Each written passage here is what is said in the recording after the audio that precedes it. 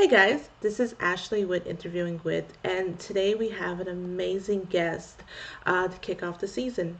Not only is he a fantastic actor, but he's an amazing DM as well. Kendall Drury, thank you so much for being a part of this. No worries. Thank you for inviting me and for having me. First, let me say congratulations on season two of the web series One for All. I am a fan of it, just like so many else others out there. Yeah, uh, yeah. I think as I was saying before, it's definitely new to be a part of something that is successful and and it is liked by so many people. I'm not used to it. I wasn't really expecting it when we started shooting. Not that I had any doubts, but it's just like part of being an actor, at least as far as self-preservation is concerned, is to not always have the highest hopes because there's only so much disappointment you can take at a time. So there's usually like this sort of happy middle ground you need to keep between optimism and pessimism. But yeah, um, I just remember sitting at home when that first episode came out and just like hitting refresh every 5 minutes and seeing like another 10,000 views there and another 100 comments. And it was just, I was blown away by it. Yeah, it's just an amazing thing to be a part of. It's an amazing series. The clothes, the details, everything. The story is just fun, and as being a D&D player, we've all encountered similar parties and party members and situations like that. So it's incredibly relatable. Um, I have to ask, how did you get started with Deerstalker? Um, it's a matter of networking, really. I was at the acting school I went to. There was a filmmaking course as well, and I was very close with one of the people in that course. And when he did his thesis short film, I came on board to help like act and be behind the scenes. And the DOP, who's on for all and is like half of Deerstalker, he paid for her to be on that shoot, and that's how I met her. And we just like stayed connected on Facebook, and like every now and then she would message me saying that they were doing a particular role, like a particular shoot. I think the first one I was a part of was they did a defunded Game of Thrones parody. Like, what would it be like? Mm-hmm. And I came in and did a very defunded version of Oberyn. uh, and yeah, then I've just stayed in contact with them ever since. And as the years went by, I think at some point I did a post on one of my social media pages showing me DMing a group. And then they reached out again and said, we have an idea for a D&D web series. We've worked with you before and you're already a DM. Do you want to be involved? And I was just like, yeah, of course I do. And then everyone else, all the other performers on the show, I met at the first read through. So yeah, it's a it's a matter of networking. Just that if there's any like advice that like any actors are out there have, it is just so like the best way to network is to do work. You meet people, and if you're good to work with, um, and you're like at least moderately professional on set, then that just leads to connections, and people hopefully will remember you. And like a very small role where you're just doing voiceover off screen one day might lead to you being, you know, in a moderately successful web series a few years later. So yeah. As you mentioned, you're an actor. What got you started in that? Midlife crisis. Fair enough.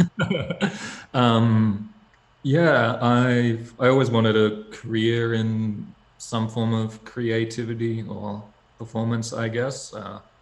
When high school finished, I had a decision between acting and music. I say music. I was bass player in a death metal band. A lot of people would uh, debate whether or not that counts as music. I mean, I count it as music, but you know. Yeah, most people do, but there are jokes out there, as we all know. But yeah, so I spent 5 years of my life as a like yeah 5 years after high school being a musician, playing death metal, playing at a lot of rundown Sydney clubs, doing a couple of big venues here and there. That fell away one day. Sometimes things end, and that's how it works. And I wound up at a part of my life where I got to sort of say, well, what do I do now? And I recalled that I used to really love acting, and I thought I gave myself a year. I said, all right, I'm starting to get a bit older. I'll give myself 1 year. I'll see how much I can do. I'll try to do short films and courses, and at the end of the year, I'll apply to get into acting schools. And if that works out, I'll follow it. And that worked out, so I followed it. So yeah, long story short, midlife crisis leads to new career. So you're an in real life bard, is what you're telling me. Not a very effective one. I'm a bard with charisma as a dump stat. So your spells are not quite there yet. None of my abilities are quite there. I'm waiting for those ability score improvements. Speaking a little bit of D&D, what made you want to become a DM? What got you started in being a DM? Um, Funnily enough, as this is all connected, acting school. A Okay. guy in the year above us at acting school was DM. This was back in, what was it? Would it have been fourth edition or 3.5? I'm not entirely sure which one he was running. But yeah, a couple of actors in my year like had heard of Dungeons and Dragons and wanted to give it a shot, and guy in the year below above us was like, well, I've been a DM for like 5 to 10 years, so how about I do a one shot with you guys? And then that one shot, as a lot do, turned into a small campaign. And then yeah, after acting school it fell down a little bit, but I found myself just watching a lot of streams. I think the first one I started watching was Perception Check. If anyone watching is familiar with that one, it's done by Hyper RPG, and it has to. Hmm. They do not like being referred to as the P word. They want to be called felted Americans or felted people, but playing D&D, and it's like absolutely hilarious. And from that, I just went on to, I think, is it Runesmith as well? And I'm forgetting all the names of all the streams. There's heaps, but like eventually, as we all do, found a way onto Critical Role. And Mm. I think after a while, I just found myself really wanting to play again. And the only way I was able to do that was if I taught myself to DM and invited a lot of people to introduce them to it. So I was learning 5th edition and learning how to DM while at the same time teaching people how to play D&D. And it just sort of stepped up, and then it was just a matter of reaching out where I could, just with social media and whatnot, just sort of asking anyone I knew who had played. I'm like, hey, is there an opening for a game soon? Can I tag along? And just just doing what games I could, watching other DMs do their thing, and just trying to learn that way. Yeah. So you just jumped right into the deep end with D&D. I jumped into what, sir? I'm sorry. I said you just jumped right into the deep end. Pretty much. I just, yeah. You're like, I'm gonna learn how to like DM this new system. I'm going to teach other people, and yeah, that's awesome. Yeah. So how long have you been DMing for? I guess 2.5 to 3 years, give or take. That makes sense. Mostly just with the one group, but with a few one shots here and there, and with views to do a second campaign soon and bring that open. But yeah. What's been your biggest struggle as a DM? Self-doubt. um, Trying to provide like an equally good experience for all the players. I think I want everyone there to be having fun and having the same amounts of input and play style, but everyone's different in what they want and what they expect. So I think, uh, yeah, I think that's mostly what I'm doing is like adapting my DM style to the group, trying to like find what suits everyone the most and how everyone can get the most out of it. I think early on, I think the maths was the hardest part. It's just like AC, hit points, 2 hits, counter spell, reaction, Mm-hmm. and like Mm-hmm. trying to scale encounters. It got to a bit where I think the biggest challenge was actually providing a big bad that would last more than a round. Because my players got pretty good and learned a couple of key strategies, and I would just be like, and here's the big, and then it's just like 1 round later, they're gone. Like, well, like have all of this paperwork just, and there goes that. Pretty much. And I was like that guy had some legendary actions I wanted to use, but okay, fine. There's nothing worse than having legendary actions and forgetting that you have legendary actions. Like, Yeah. well, Just that the whole time there. we were, yeah. Like, you were supposed to be dead by now, but I'm dead. So Yeah. just we'll bring out the next one and see what happens. Yeah. Um, what is your pet peeve at the table? My big bad's dying within a round.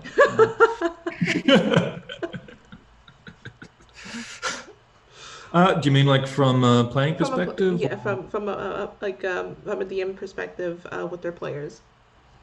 Um, yeah, pet peeve. I don't know. It's a strong word, and I said like you're always sort of trying to adapt things to different players. I think what I don't like is when I see some players center staging for too long, and taking away like getting in the way of like the other characters wanting to be involved. I think sometimes, and I've actually done it as a player as well, so it's something I'm aware of. Sometimes you get excited and Mm-hmm. you want to do everything, but there is a time where it's just like, oh, there are other people at the table and they want some input as well. Mm-hmm. So I'm not sure it's so much a pet peeve as it is like something I just try to stay on top of both when I'm playing and when I'm DMing. Just try to make sure there's a better even, much more even spread of contribution Mm-hmm. to the people. And if I feel like one person's, uh,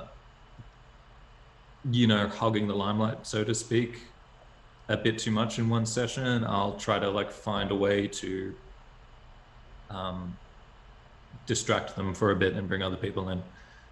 Um, but yeah, that's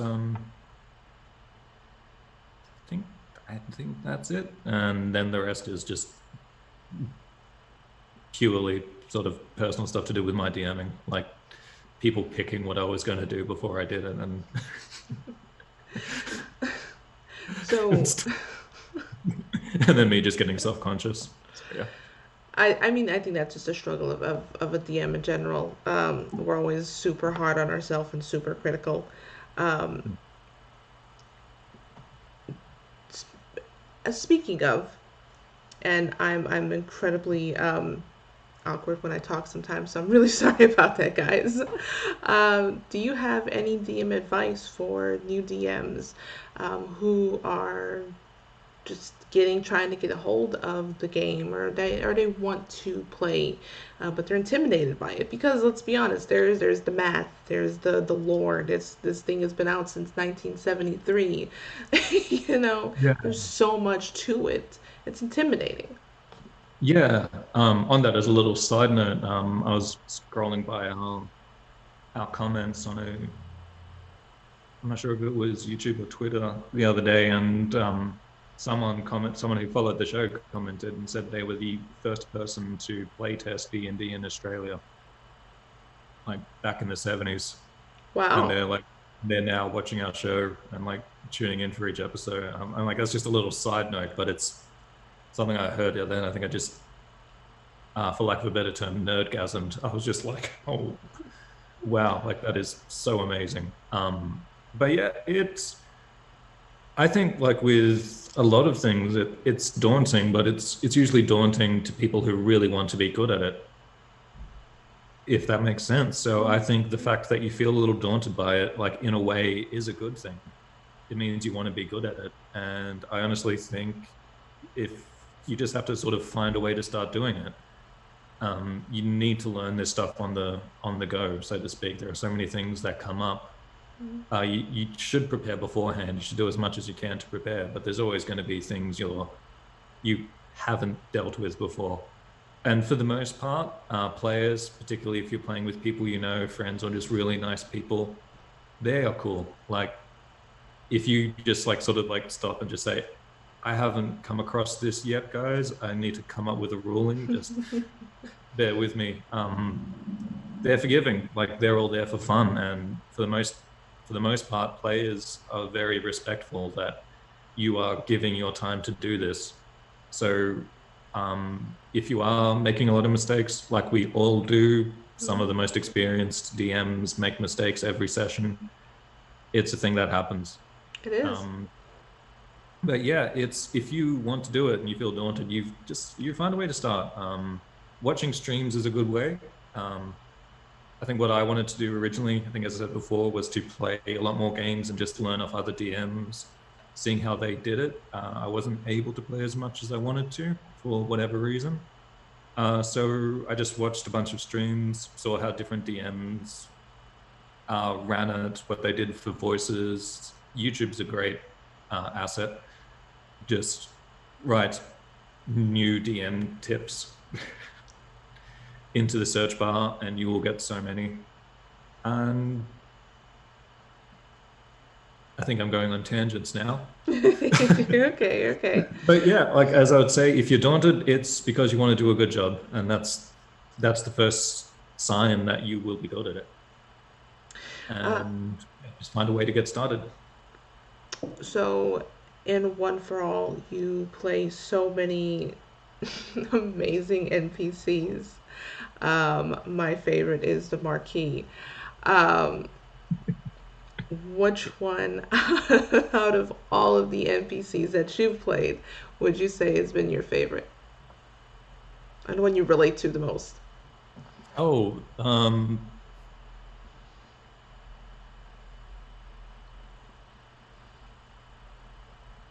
I'm not sure which one I relate to the most. I think purely from a having fun doing it perspective, I think Kill It's been my favorite. It was just, Oh, poor um, Kill It. yeah, it was just that humor that in that script when I read it, I was just like, this is perfect. This is right up my alley. This is like the sort of characters I do like in my campaign as well. Like, and they like just like gave me a brief of what they wanted. And yeah, I just had so much fun like being in that costume, and it was just sort of like taking that character on set as well, like finding an excuse to like stay in characters between takes. I think it didn't really like sink in until we were we had to shoot my post credit thing, and like to give me motivation, the director said, "Look, there are other friends on the other side of that camera."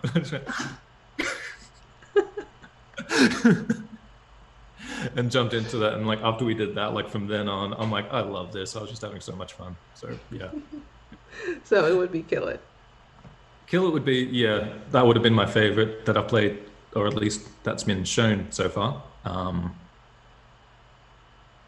I'm not sure about relating to, maybe Mr. Minotaurium, just because he's a troll. just just trolling people. I like, that's what I would do, and just making really bad puns. So as far as relatable goes, I do make bad puns and I do troll people a lot. So that's probably the one I relate to the most. So we're going to be getting close to the end of our interview, but I have a few more Oh, questions okay. and a few Yeah, games no to worries. play if you would be up for it. Always up for a game. So my last question for the interview would be, what do you love most about D&D? Uh, Everything. That's a fair answer. um, yeah. I like the excitement you get from it. I love the without sounding too lame, like the friendships I've made. Mhm. There are some people I've met just through D&D that I wouldn't have met otherwise, and I've had so much in common with them. Mhm. And yeah, I just like that it's a social activity, so it's good for my mental health, and I can tell my therapist and parents and stuff, yes, I'm seeing friends, but it's like being a total introverted nerd at the same time. It just ticks a lot of boxes. And like even I think as we were going to mention before, I had like a character death the other night. And while that's really sad, I had the opportunity to make a completely new character. I think I was up to like 3 a.m. the other night, just like like trying to narrow down how I wanted them to be and different like classes I could use to bring out this side of this character. And yeah, even that like creation part. Um, yeah. So long I story short, agree. yeah. I agree with everything that you just said. Yes, I've met some amazing people, um, some that I legitimately take as brothers. Um, just from a simple one shot that just went into something so much more. It always Um, starts with one shot. right, it's always that one shot. And now Never I trust someone if they're like, I just want to do a one shot and that's it. Don't trust them. They want to do a campaign. shh, it's always been a campaign. Yeah. Always, yeah, no. All DMs just want to do a one shot. Definitely sign up. We need okay. Let's just be honest. We need more DMs. Okay, guys. So we just like we need you guys to like do the thing. Yeah. Come up with a one shot. Yeah. So we can all like play in it. Um. So this is some of the games that I'd like to play. The first one is I need you to stat yourself, Kendall. I need you to tell me what is your in real life stats, and I would like you to give yourself a class. Yes, I am putting you on the spot. Yeah, quite.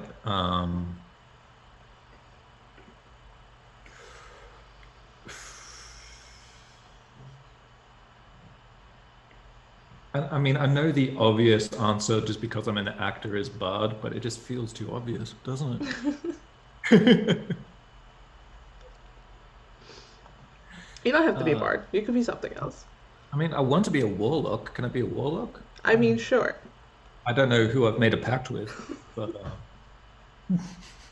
this is my hexblade. There we go. There we go. Okay. Okay, so you're a Hexblade Warlock. Where's our stats? Yeah, I'm a pacifist hexblade warlock. Um, I have a nickname from a couple friends. I'm not sure if I agree with it, but I've occasionally been referred to as the wise friend or wisdom. Okay. That's So I important. think I would have a decent wisdom score, which makes me think maybe I should have been a cleric, but I'm an atheist, so that's just not going to fly. Okay. So I think I'd have yeah, I would have whether or not it's relevant to the class. I think I'd have a plus one or plus two to wisdom just for the hell of it. Okay. Intelligence, intelligence, I think is a zero because I like to think I want to be intelligent, but I really there's a lot of evidence to the contrary. So uh, I think my wisdom's it's probably just at a zero, but I believe it's a plus two. Um, Strength at the moment is a negative one. Uh, I've had some physical injuries and like exercising hasn't worked out well for me recently. So I've like I lost a bit of mass and strength. It might get up in the future with a feat or an ability score improvement, but at the moment it's at a negative one. Uh, let's go. Let's just go +1 for dexterity to be nice. And because I'm a warlock, and because I've somehow managed to scheme my way into a successful web series and convince some directors I'm talented enough to be an actor, I guess I need to have a +3 to charisma. I mean, someone's believing my shit.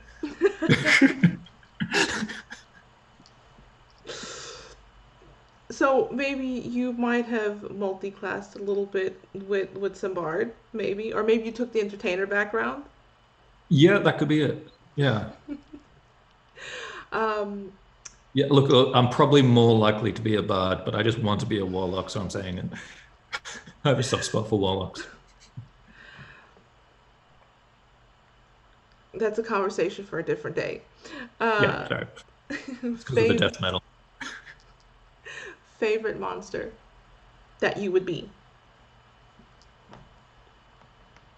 Monster or creature? Either or.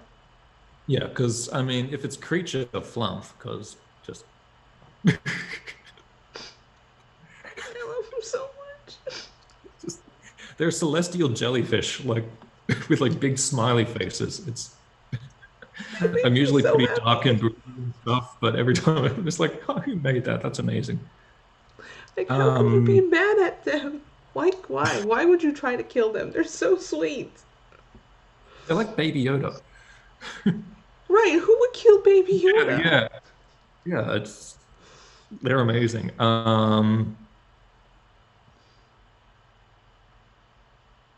Who would I be? I mean, I've always just had a soft spot for the Astral Dreadnought, and I don't know if I would be one in real life, but if I could choose to be, I would. Okay. Like, if I was allowed to be a gargantuan creature that traveled through the astral plane and devoured people whose stomach was a pocket dimension with I'll with allow it. one gigantic eye that stops magic when it looks at people. Why Yeah, not? You know yeah. what? I'm the DM. I'll allow it. Cool. I'm an astral dreadnought. Awesome. Um, do you have a DM saying? Um,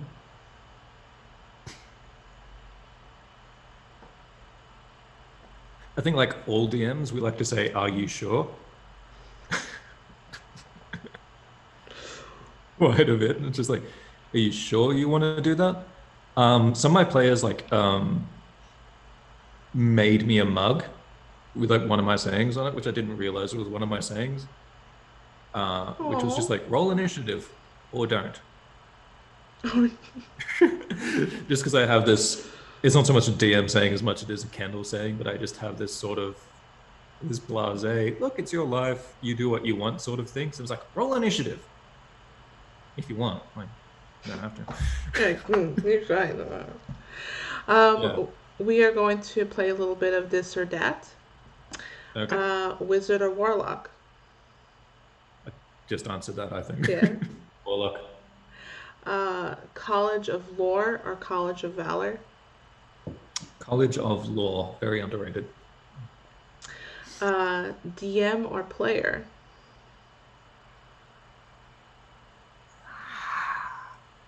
DM. I'm playing a lot at the moment, which I love, but yeah. Combat or RP?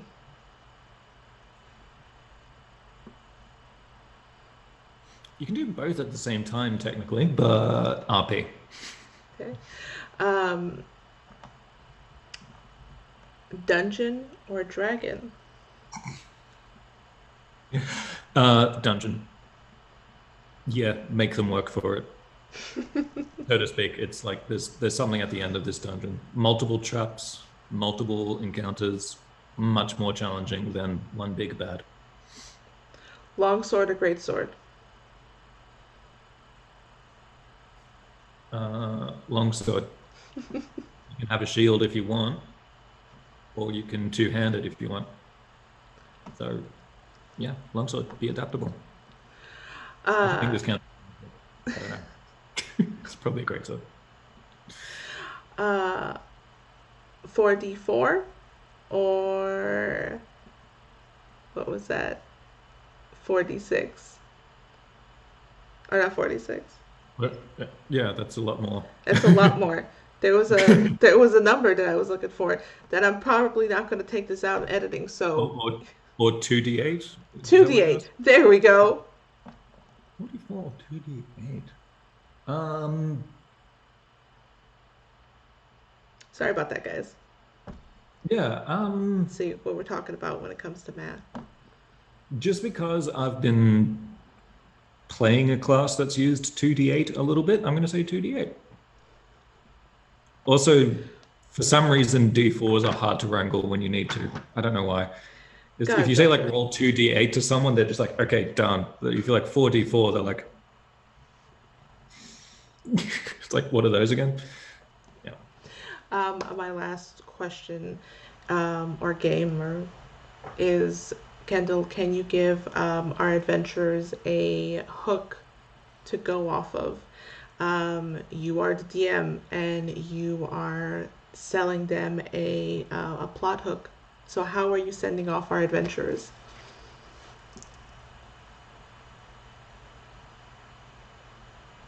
It could be small, it could be whatever you want. Okay.